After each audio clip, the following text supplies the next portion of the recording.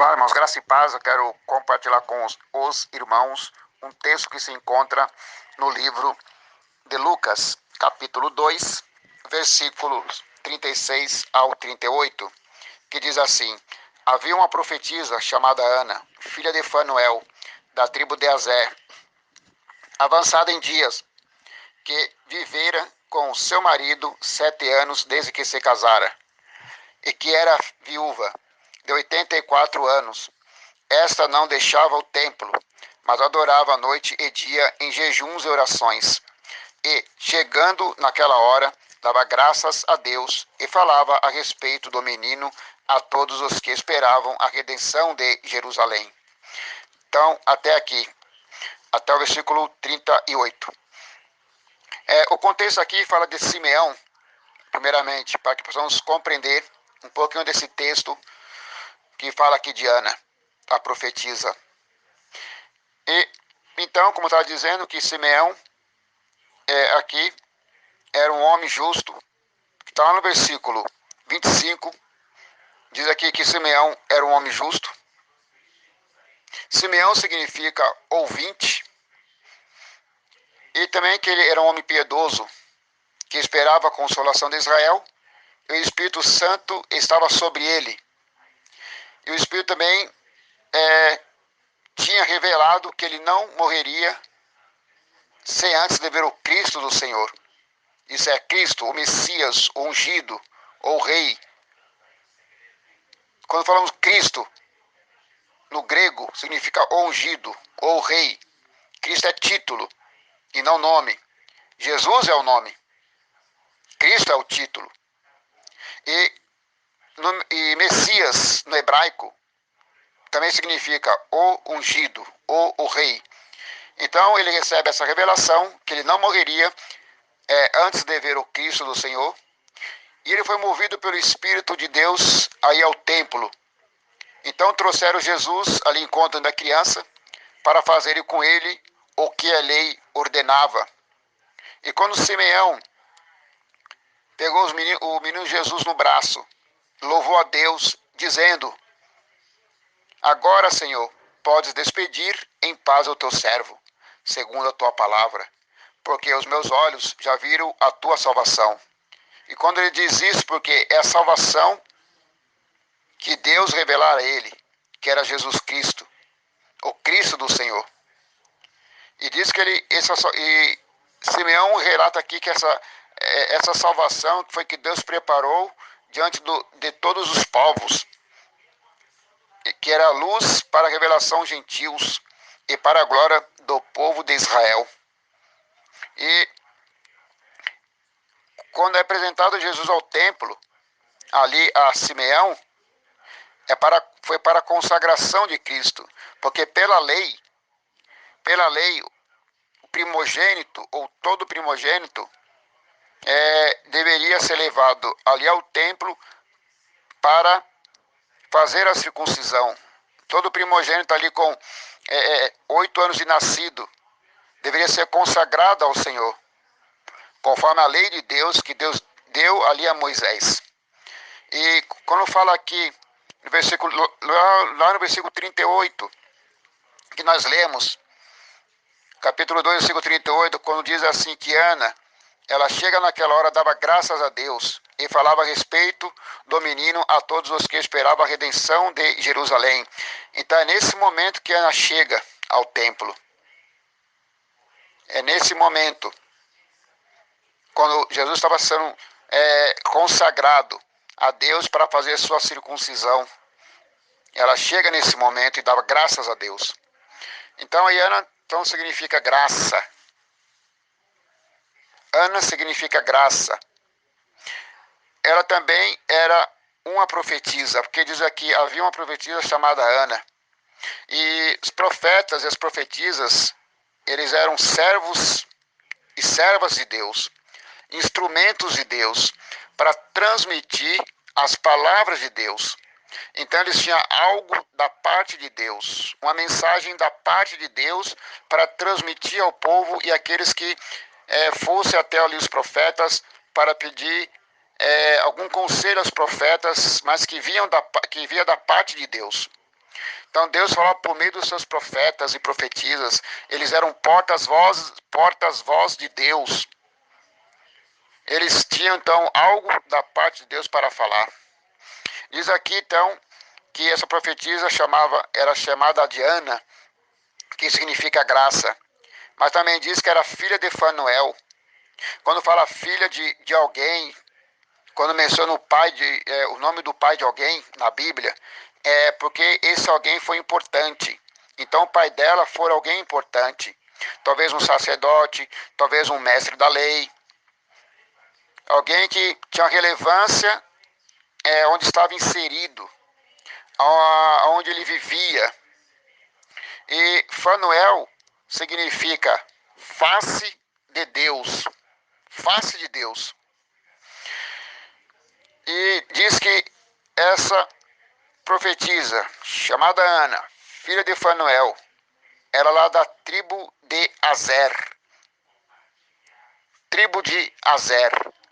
Em Israel temos 12 tribos. Por exemplo, tribo de Judá, Zebulão, Naphtali, Isacar, Benjamim, tribo de Ruben e entre outras. Então, ao total, eram 12 tribos. E aqui, ela fazia parte da tribo de Azer. E todo judeu, ele conhece a sua tribo. Ele sabe a qual tribo pertence. Isso até os dias de hoje. Sabe qual a origem da sua tribo. Como Jesus. Jesus, ele veio da tribo de Judá. Moisés, por exemplo, era da tribo de Levi. Então, todo judeu, até hoje, ele conhece a sua tribo. E essa tribo de Azer estava ligada ao cuidado da saúde do povo. Então, havia médicos, enfermeiros, terapeutas para o cuidado do povo, da saúde do povo. E diz aqui que Ana era avançada em dias. Então já era alguém de fato idosa, porque também no versículo 37 diz que ela era viúva de 84 anos. Então ela vivera casada com seu marido 7 anos.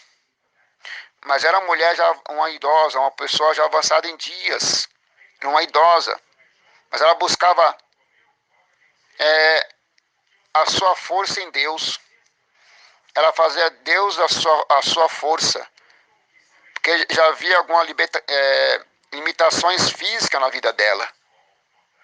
Mas nem por isso, como aqui diz o texto, ela não se afastava do templo. E também diz que ela era uma viúva. A ideia de viúva, ou a figura de alguém, de uma mulher viúva, é a figura de alguém então necessitada, solitária, desamparada, pobre.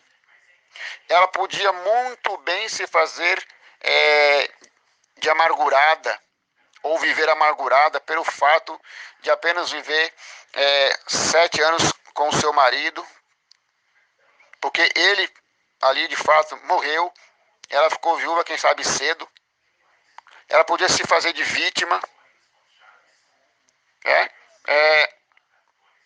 mas mesmo pelo fato de ela ser uma viúva, ela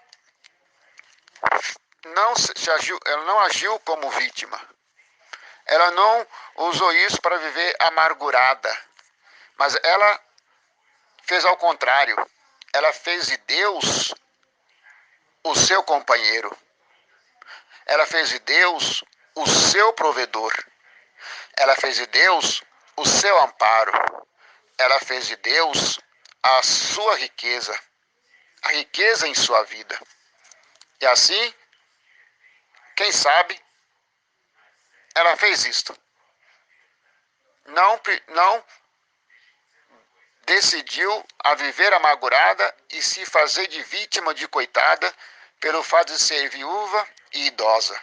Não, ela se apegou a Deus, se agarrou em Deus e fez de Deus a sua vida de fato, de comunhão com Deus, de adoradora a Deus. Porque pegar aqui o texto, o versículo 37 diz aqui que era viúva de 84 anos. A parte B desse versículo diz assim: esta não deixava o templo. Esta não deixava o templo. Olha que interessante. Ana, ela não deixava o templo. Era alguém que caminhava em direção ao templo. Ela ia buscar a Deus no templo. Era alguém perseverante, não deixando o templo. Ela ia buscar a face de Deus. Buscava a face de Deus. Olha que interessante, porque o nome do seu pai significa face de Deus. E ela ia ao templo, não deixando o templo, não se afastando do templo, para buscar a face de Deus em sua vida. Irmãos, por pouco deixamos a casa de Deus, de buscar a Deus, ou até mesmo profanamos o cultuar a Deus, o adorar a Deus. Muitas vezes trocamos Deus por muitas outras coisas, trocando Deus por atrativos que não edificam a nossa vida. Buscamos outras coisas que não traz brilho nenhum à nossa vida, profanando o templo, a casa de Deus, o cultuar a Deus. O que é profanar? É não valorizar, é não dar o devido valor. E muitas vezes não damos o devido valor a Deus como deveríamos a dar a Ele, que cabe de fato a Ele, a adoração a Ele, buscando a sua face. E quando falamos da face de Deus, falamos do resplendor, do brilho da face de Deus. E esse brilho, o resplendor da face de Deus, que brilha em nós, que brilha através da minha e da sua vida quando buscamos a Ele, indo à sua casa, indo ao templo para cultuar a Deus. Lembra de Moisés?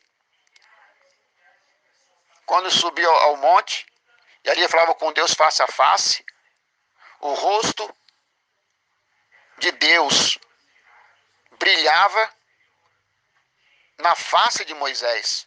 Isso é o resplendor da glória da face de Deus. O brilho da face de Deus resplandecia vinha sobre o rosto de Moisés. Ao ponto que quando Moisés descia ali do monte, o povo via a face de Moisés brilhando. Mas brilhava porque havia um resplendor da face de Deus na vida de Moisés. Eles viam Deus na vida de Moisés. Viam a presença de Deus na vida de Moisés. É assim quando buscamos a Deus. As pessoas podem ver o brilho de Deus na minha, na sua, na nossa face, na face da igreja, da sua igreja, do seu povo. E quando deixamos de buscar a Deus, a face de Deus, indo à casa de Deus, se afastando da casa de Deus, o brilho da face de Deus fica apagado em nossa face, em nossa vida. Quando Jesus vai ao Monte da Transfiguração, o rosto de Jesus ficou em glória, brilhando em glória, resplandecendo em glória, até mesmo ao ponto de suas vestes estarem brilhando, resplandecentes, mas da glória de Deus, da face de Deus em sua vida. Estevão no Sinédrio, antes de ser apedrejado, quando ele estava expondo as Escrituras, e ali debatendo com os sacerdotes, os líderes religiosos ali no Sinédrio, o rosto de Estevão, que estava cheio do Espírito Santo, estava resplandecente, estava brilhando, porque era alguém que de fato tinha comunhão com Deus, vida com Deus. Depois diz aqui que mas adorava noite e dia em jejuns e orações. Ela não se afastava do templo, mas adorava dia e noite em jejuns e orações. Então, Ana também era alguém adoradora. Ana era uma verdadeira adoradora, uma adoradora com excelência. Adorava a Deus com excelência, constantemente, dia e noite, perseverantemente, não se afastando do templo, adorava a Deus dia e noite. Tinha prazer em adorar a Deus, única e exclusivamente ao Deus único e verdadeiro, invisível, mas real. Ana adorava a quem conhecia. Ela o adorava em espírito e em verdade. O próprio Jesus diz isso para a mulher samaritana, que Deus procura verdadeiros adoradores que o adorem em espírito e em verdade. Pois Deus é espírito, importa os que o adorem em espírito e em verdade.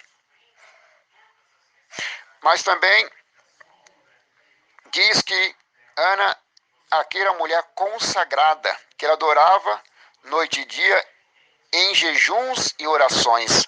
Ela, uma idosa, uma viúva, uma profetisa, que adorava, mas jejuava e orava. Tinha uma disciplina espiritual na sua vida. Tinha uma dieta tão espiritual em sua vida. Jejum é consagração de vida a Deus. Oração é uma vida também de consagração de vida a Deus. Jejuns e orações caminhavam juntos em sua vida. Ela não separava jejum de oração, mas ela juntava essas duas disciplinas espiritual, jejum e oração. E aqui está no plural, jejuns e orações. Ela vivia assim, em jejuns e orações. Jejum é fome e sede de Deus. O jejum serve para alimentar a nossa alma, isso é o nosso espírito, e nos tornar mais sensíveis a Deus, às coisas de Deus. Deixamos de se alimentar de coisas do nosso dia a dia para jejuar, para se alimentar de Deus, nos fortalecendo nele. E quando jejuamos, temos experiência com Deus. Podemos ouvir Deus com mais sensibilidade. E todo jejum é acompanhado de orações. Claro que também de leitura da palavra. Jejum é sede e fome de Deus. Oração é falar com Deus. É relacionamento com Deus. É intimidade com Deus. É nós nos aprofundarmos a nossa comunhão com Deus, tendo experiência com Deus por meio dessas duas disciplinas espirituais, jejuns e orações, mas também, claro, acompanhados da palavra de Deus. Temos na Bíblia homens que oravam, que jejuavam, começando com o maior exemplo, Jesus Cristo. Ele jejuava, ele orava, ele tinha as palavras de Deus, o conhecimento da palavra. Jesus, quando foi tentado, ele estava preparado para combater o tentador, que era o inimigo, o diabo. Ele combateu toda a tentação, porque ele estava preparado com jejum, oração e a palavra de Deus, que é a espada do Espírito. Moisés também jejuou 40 dias e 40 noites, assim como Jesus jejuou 40 dias e 40 noites antes de ser tentado. Neemias, Esdras jejuaram, oraram. Esse jejum e orações foi para se humilhar e pedir perdão pelo pecado do povo. Daniel, profeta, também tinha uma vida de oração e de jejum, ou orações e jejuns, assim como Ana, e muitos outros exemplos podemos ver na palavra de Deus. E muitas vezes tiramos isso da nossa vida, essas duas disciplinas espirituais, deixando de nos consagrarmos a Deus. Quando fala de jejuns e orações aqui na vida de Ana, que ela tinha uma vida dedicada a Deus, consagrada espiritualmente a Deus. Oração, então, é relacionamento com Deus, é falar com Deus, é pedir, é buscar, é bater. Que é uma vida de constância em sua consagração a Deus. Irmãos, há quanto tempo já deixamos essas duas disciplinas espirituais da nossa vida? Banimos, tiramos da nossa vida. Como nos falta consagração e dedicação a Deus em jejuns e orações. Irmãos, precisamos resgatar essas disciplinas espirituais na nossa vida. Olhando para a vida exemplar da profetisa Ana, dessa viúva, idosa, mas fervorosa de espírito.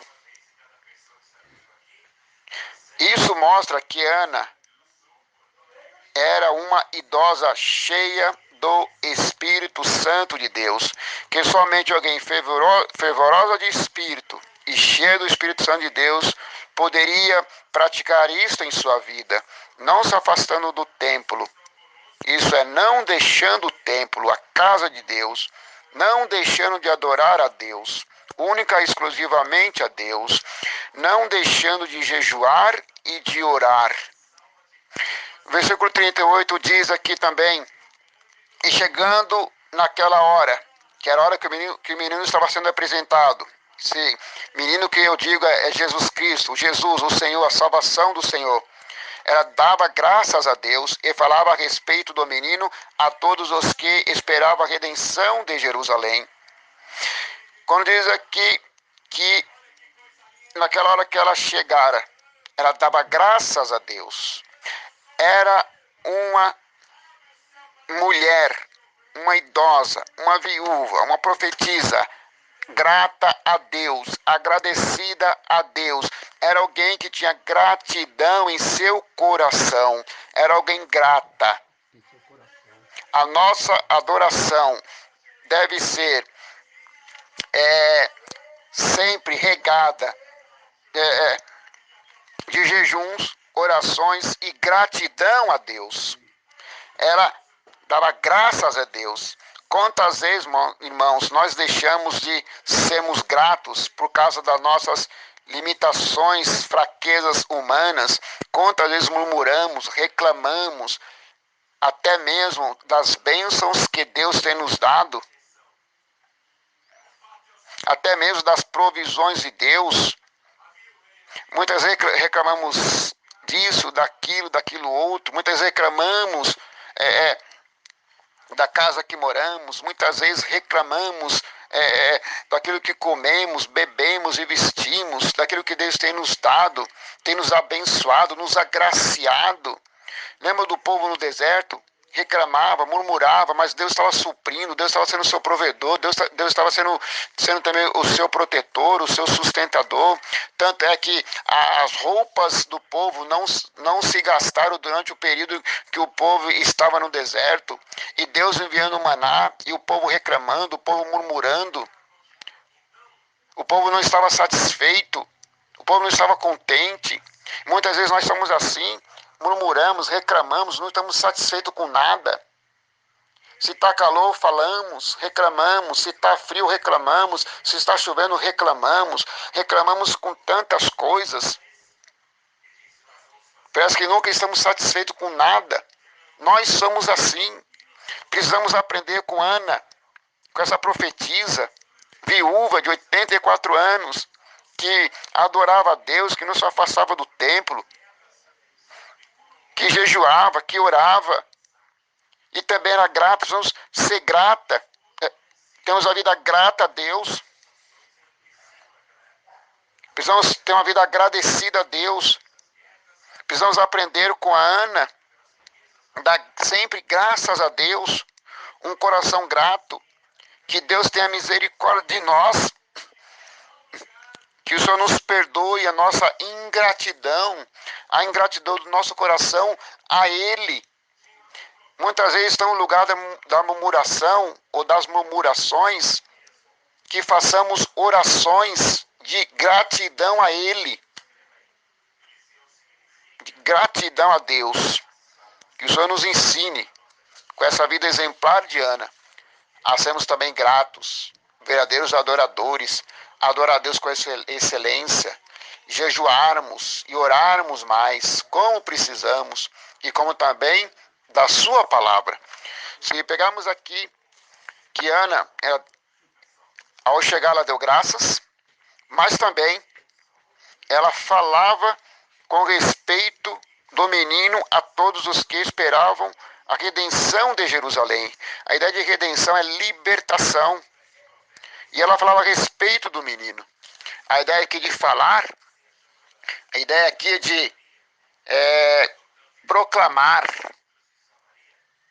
anunciar, não se calar, é testemunhar. Ela então falou a respeito de Jesus, aqueles que esperavam a redenção de Israel, que tinha esperança, que só espera que tem esperança. Porque ali também Ana sabia por meio das Escrituras, e quem sabe também o povo, com respeito da primeira vinda de Jesus Cristo, do Messias, o Salvador do Senhor. E não, então, a ideia de esperar é desejo mais expectativa. É junção dessas duas palavras, desejo e expectativa. Então esse desejo, esse anseio, essa expectativa com respeito à vinda do Messias, à primeira vinda do Messias. E nós podemos ter também essa esperança hoje e testemunhar de Cristo hoje. Que ideia também de falar aqui a respeito tanto pronunciar, anunciar, não se calar, mas também testemunhar com respeito dessa redenção. Com respeito agora à segunda vinda do Messias.